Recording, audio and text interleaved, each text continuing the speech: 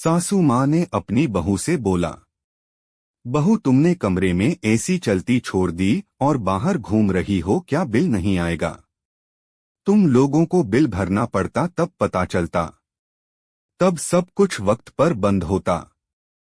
अभी तो ससुर जी बिल भरते हैं ना, तो क्यों बिजली के बिल की चिंता क्यों करोगी? बहू चुपचाप कमरे में एसी बंद करने के लिए चली गई।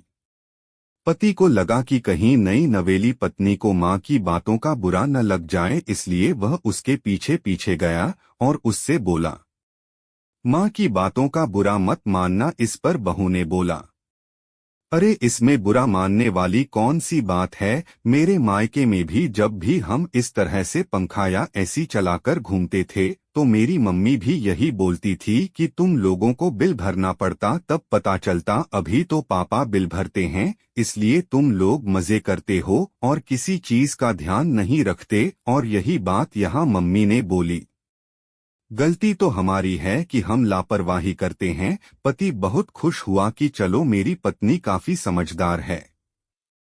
सासू माँ भी कमरे के बाहर खड़ी होकर पति पत्नी की बातें सुन रही थी, क्योंकि उन्हें भी लगा था कहीं उनकी बातों का बुरा मानकर कहीं उनकी बहू उनके बेटे को उनके खिलाफ भड़का है ना दे। लेकिन उन्हें भी तसल्ली हुई कि उनकी बहू काफी समझदार है। इसी तरह एक दिन सासू माँ काफी देर से फोन पर बातें कर रही थी और उनका खाना ठंडा हो रहा था।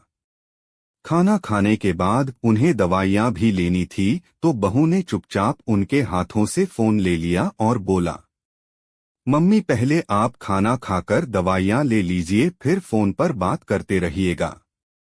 सासू माँ ने तीखी नजरों से बहू को घूरा और बोला, बहू तुम बहू हो तो बहू बनकर रहो, मेरी सास बनने की कोशिश मत करना। हिम्मत कैसे हुई तुम्हारी मेरे हाथों से मोबाइल लेने की? आइंदा ऐसी गलती मत करना। कहकर सासू माँ वहां से चली गई। बहू को की आंखों में आंसू आ गए थे।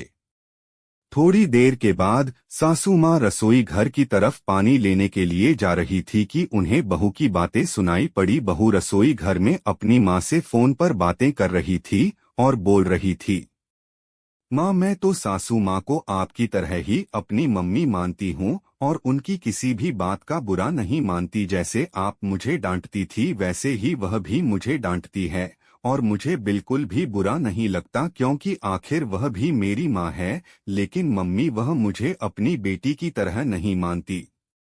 मैं आपके हाथों से फोन लेकर पहले खाना खाने के लिए जब भी बोलती थी, आप कितने प्यार से मेरे सिर पर हाथ रखकर बोलती थी मेरा कितना ख्याल रखती है तू। लेकिन जब सासू माँ के साथ इसी हक से मैंने फोन लेकर खाना खाने की बात कही तो सासू माँ ने मुझे बहुत जोर से डांटा और बोला, बहू हो तो बहू बनकर रहो, सास बनने की कोशिश मत करो।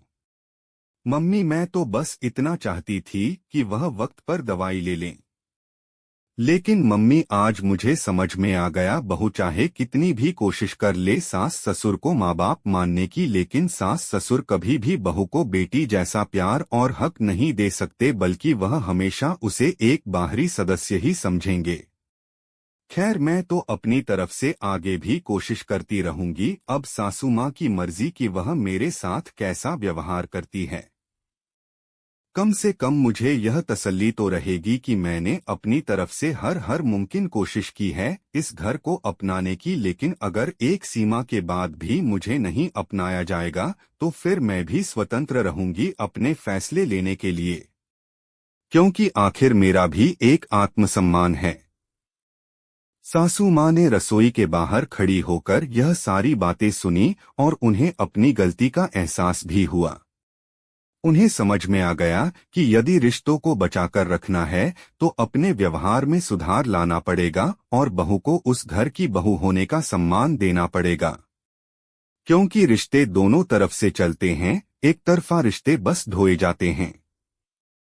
और सासू माँ ने बहू को गले से लगा लिया और बोला, बेटा आज से तू ही मेरी दवाइयाँ टाइम पर दिया करेगी और अगर मैं देर करूं तो मुझे अपनी मम्मी की तरह डांट लगाकर दवाइयाँ खिला देना, क्योंकि अब तुम ही इस घर की बहू हो और इस घर की जिम्मेदारी तुम्हारी ही है।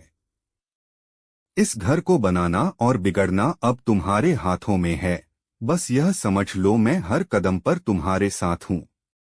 सासू माँ ने अपनी समझदारी से रिश्तों को बिखरने से पहले बचा लिया और साथ ही अपनी गलती भी सुधार ली और एक परिवार टूटने से बच गया।